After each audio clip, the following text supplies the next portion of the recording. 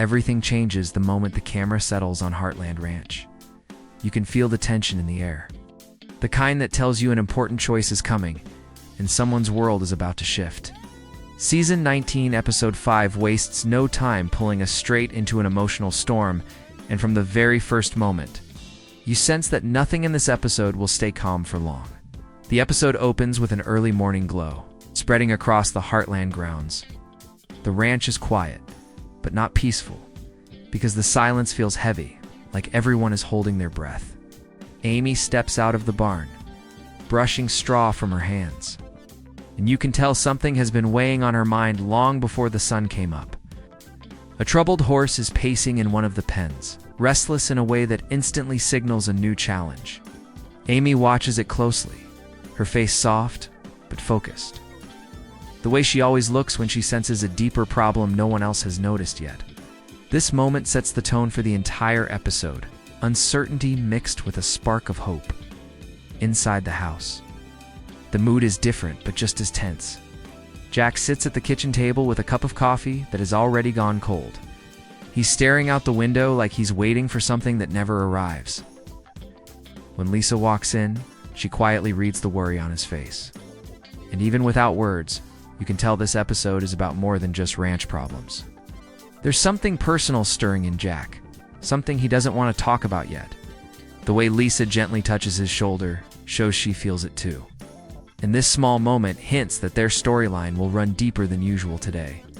Meanwhile, the ranch energy feels off as Lou rushes through the hallway gathering papers for a meeting she's already late for. Her stress spills over into the space around her, showing once again how torn she is between her work and her family. She barely notices Katie watching her from the stairs. And that quick glance from her daughter is enough to make us feel the emotional distance growing between them. Even though they don't speak, the tension is clear, and it promises to grow louder as the episode moves forward. Across all these scenes, the episode builds a subtle pressure. Every character seems to be facing their own quiet storm, and even the ranch animals sense the shift. The opening doesn't deliver big dramatic moments yet, but it lays the foundation for everything that will unravel later. It's like the calm before a long-needed conversation, or a decision that cannot be avoided any longer. The episode makes you lean in, knowing that whatever unfolds next will push each character in a direction they can't easily turn back from. Amy's day begins with a quiet determination as she approaches. The nervous horse from the opening scene. Its eyes dart around, muscles tight, breath sharp. Amy doesn't rush. She moves slowly, letting the horse feel her presence before she even attempts to touch it. This is where Amy's gift becomes clear. She isn't just a trainer. She listens in a way most people don't. She reads the small signs, the tiny shifts in body language that reveal what the horse is too scared to express. Today, though, even her calm approach doesn't ease the horse's fear, and that tells her something is deeply wrong. The challenge isn't physical. It's emotional, and emotional wounds always take longer to heal. As she steps back, Amy notices Lindy watching from a distance, her expression full of worry. Lindy has grown up around horses, but she can sense when something is different. She asks Amy if the horse is dangerous, but Amy shakes her head. The horse isn't angry. It's hurting, and that makes Amy even more determined to help it. Lindy's small voice asking if she can help too adds a tender moment. Amy smiles, but she knows this situation is more delicate than usual. Still, she doesn't push Lindy away. Instead, she uses the moment to teach her daughter patience and empathy, showing her that healing begins with understanding, not fear. Later, Amy meets with the horse's owner, who explains the animal has recently lost its longtime companion. That single detail unlocks everything for Amy. The pacing, the fear, the sudden change in behavior. The horse isn't acting out. It's grieving. This revelation shifts the entire tone of the storyline. Amy isn't just dealing with a behavioral issue. She's stepping into the world of loss, a world she knows all too well. For a moment, the memory of Ty flickers across her face, soft but real, reminding us that grief never fully leaves. It simply grows quieter over time. Amy decides the horse needs a gentle routine and emotional stability, not forceful correction. She spends the afternoon guiding it through slow exercises, helping it relearn trust through repetition and calm presence. Even when the horse edges away or refuses to respond, Amy stays steady, her voice low and reassuring. This patience becomes the heart of her story in this episode. It shows that healing isn't dramatic. It's quiet, steady, and often uncomfortable. But it's necessary. By the time the sun begins to set, Amy sees the first small sign of progress. The horse finally lowers its head, releasing a breath that has been trapped inside all day. It's a simple action, but in the world of Heartland, it speaks louder than words. It tells Amy she's on the right path, even if the journey has only begun. Jack spends most of the morning pretending everything is fine, but his actions give him away. He double-checks the fence lines, then checks them again, walking the same stretch of pasture as if he expects something to suddenly break. His steps are slower than usual, and every so often he pauses, staring into the distance like he's trying to solve a problem he hasn't spoken out loud. The ranch is his home, his responsibility, but this time the weight on his shoulders isn't about the land. It's about a message he received the night before. One he hasn't shared with anyone, not even Lisa. Inside the house, Lisa quietly watches Jack's strange behavior. She's not the kind of person to push before someone is ready to talk, but she knows Jack better than he realizes. When he avoids her eyes at breakfast and brushes off her questions with short answers, she reads the truth behind his silence. Something is bothering him deeply, something he thinks he needs to face alone. Still, she doesn't confront him. Instead, she chooses to support him in the background, offering small comforts, fresh coffee, a gentle reminder to take a break, anything to let him know he isn't alone. Even if he refuses to open up, later in the day, Lisa finds Jack in the barn, sitting on a bale of hay with a worn envelope in his hands. The paper looks old, the kind of letter someone keeps for too long because it holds more than just words. When Jack notices her, he tries to hide the envelope, but he's too slow. Lisa sits beside him, patient as always, letting the silence fill the space until Jack finally exhales, defeated by the weight he's been carrying. He tells her the letter is from an old friend he hasn't seen in years, someone who reached out asking for help. The problem is, his friend was once part of a painful chapter in Jack's past one he thought he had closed for good. Lisa listens closely, her expression warm and steady. She doesn't judge him or rush to give advice. Instead, she reminds him that facing the past doesn't mean going backward. Sometimes it means proving to yourself how much you've grown since then. Her words land gently, and for the first time in the episode, Jack's shoulders relax just a little. It's clear he values her perspective, even if he didn't want to admit he needed it. By evening, Jack walks out to the corral, watching the horses run freely across the field. Their steady rhythm seems to calm him, grounding him in the present. He realizes that avoiding the letter won't change anything. He needs to make a decision. The tension in his storyline doesn't fully break here, but this moment marks the beginning of his shift. Lisa's quiet support becomes the anchor he didn't know he needed, and Jack starts to believe he might be ready to face whatever is waiting for him, even if it means stirring up old memories he tried to bury. The episode uses this slow reveal to show a softer, more vulnerable side of Jack. It's not loud or dramatic. It's human. And it reminds us that even the strongest characters have moments when they need someone to stand beside them and say, "You don't have to carry this alone." Lou's storyline in this episode begins with a rushed morning that instantly shows how overwhelmed she is. Papers spill out of her bag as she races from room to room, trying to balance her duties as mayor with the constant pull of home life. Her phone is buzzing nonstop with messages about a town meeting, a last-minute budget issue, and a complaint from a local business owner. Each new notification tightens the stress on her face. She's trying to keep everything under control, but it's clear she's close to burning out. Even so, she forces a calm expression as she heads for the door, acting like everything is fine when it's anything but. On her way out, she crosses paths with Katie, who has been watching her from the staircase again. Katie's expression carries a mix of understanding and frustration. She's old enough to know her mother is doing important work, but young enough to wish her mom would slow down and actually listen. She asks Lou if they can talk after school, but Lou hesitates. She has a meeting scheduled at the exact same time. Her answer is gentle, but the guilt in her voice is unmistakable. She promises they'll make time later, yet both of them know later rarely comes when Lou is drowning in responsibilities. At the town office, Lou faces a heated council discussion. People are upset about a funding change for a community project, and the pressure lands squarely on her. She tries to explain her reasoning with patience, but the more she speaks, the clearer it becomes that she's spread too thin. A few council members challenge her decisions. Although she stays professional, her eyes show the exhaustion piling up behind the calm mayoral mask. This scene highlights how leadership isn't just about public decisions, it's about the private sacrifices no one sees. Back at Heartland, Katie vents to Georgie over a video call. She explains how Lou's schedule keeps getting in the way of everything that matters to her. Georgie listens with the empathy only someone who grew up in the same environment can understand. She gently encourages Katie to talk to Lou, reminding her that Lou isn't choosing work over family, she's just trying to manage a life that keeps pulling her in too many directions at once. This conversation sets up the emotional moment that comes later in the episode.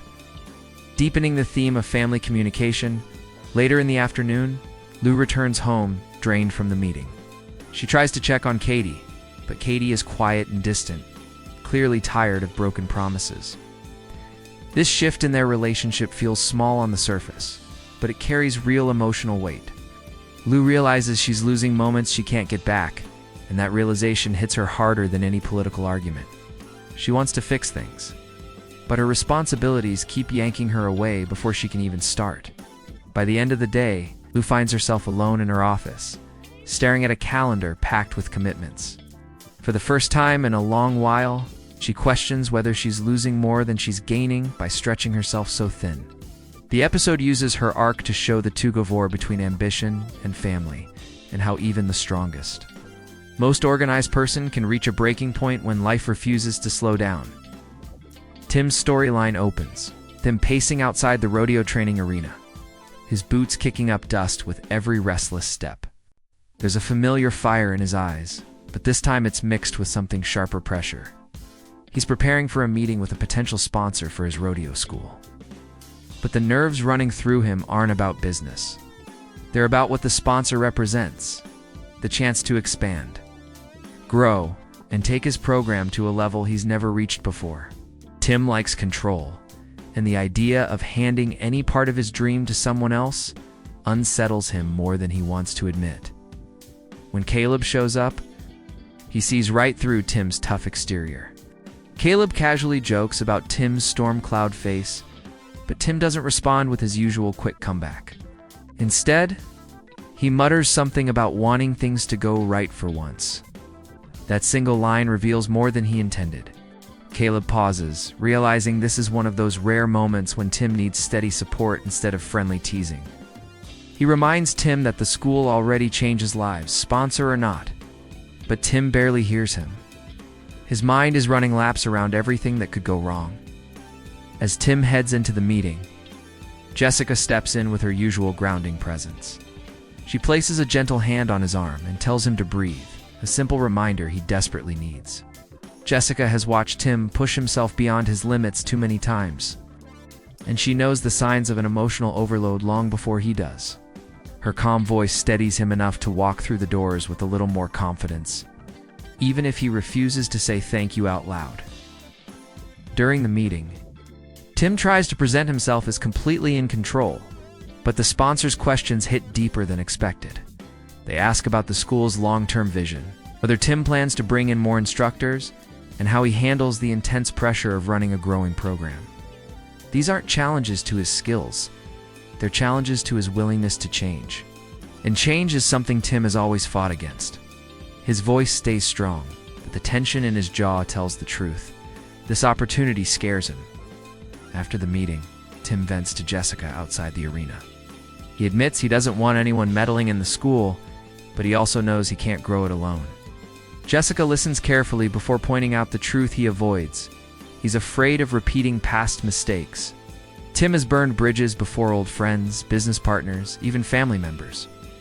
Taking on a sponsor means trusting someone again, and trust has never been easy for him. Jessica's honesty hits him harder than he expected. But instead of pulling away, he finally lets himself sit with the vulnerability. Later in the evening, Tim watches Caleb helping a young rider practice. The kid keeps stumbling, but Caleb stays patient, correcting him with the steady encouragement Tim once struggled to offer. Seeing this moment forces Tim to confront something important. The school is no longer just his project. It's becoming a community built by the people around him. If he wants it to grow, he has to let others in, even if that means risking the kind of hurt he's avoided for years. By the end of the episode, Tim stands alone in the quiet arena, staring at the empty stands. He isn't ready to make a final decision yet, but he's closer than ever to letting go of his fear. His storyline shows a side of Tim rarely seen, someone wrestling not with the world, but with himself. It's not loud or dramatic.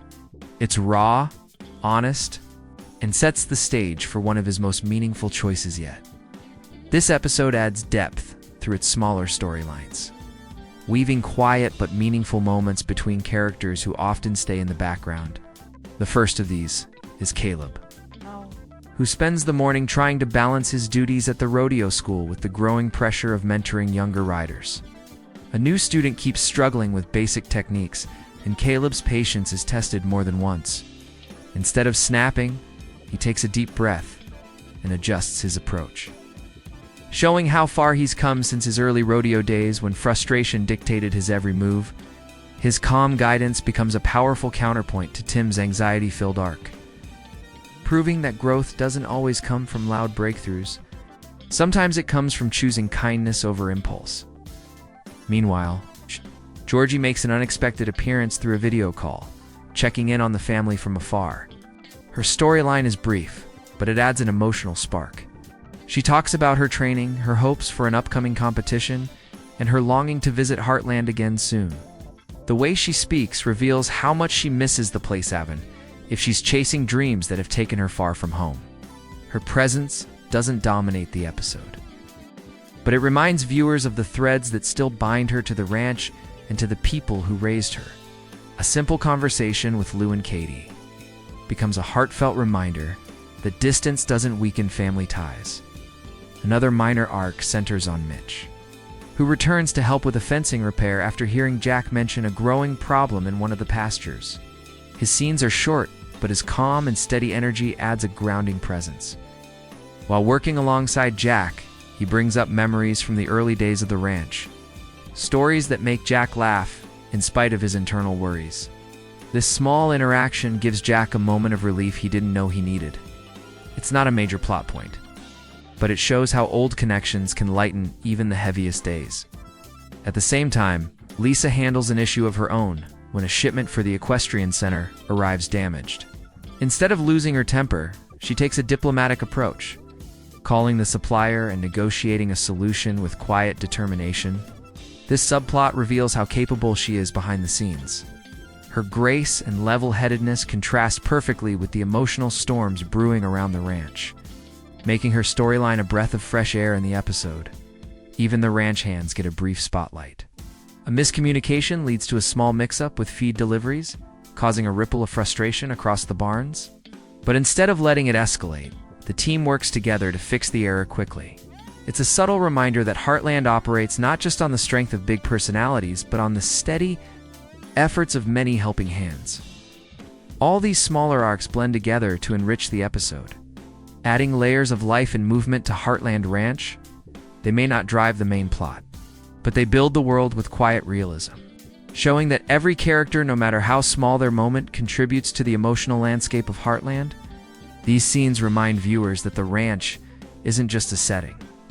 It's a community, one where everyone carries a piece of the story. As the episode reaches its peak, the emotional threads woven throughout the day finally begin to pull tight. Everything that has been simmering is concern for the grieving horse, Jack's unresolved past, Lou's overwhelming responsibilities, and Tim's struggle with trust collides in a way that feels both natural and powerful. The climax begins when the troubled horse breaks into a sudden panic during a training session. The air shifts instantly, Dust rises, hooves slam, and the tension that has been building in Amy's storyline erupts in a moment that demands absolute focus. Amy steps in without hesitation, guiding the horse with the quiet strength she's shown all episode. Her calm voice cuts through the animal's fear, and gradually, the panic fades. The horse lowers its head again, this time more willingly, marking the start of real healing. This moment isn't just about the horse, it mirrors the emotional journey of the characters around her.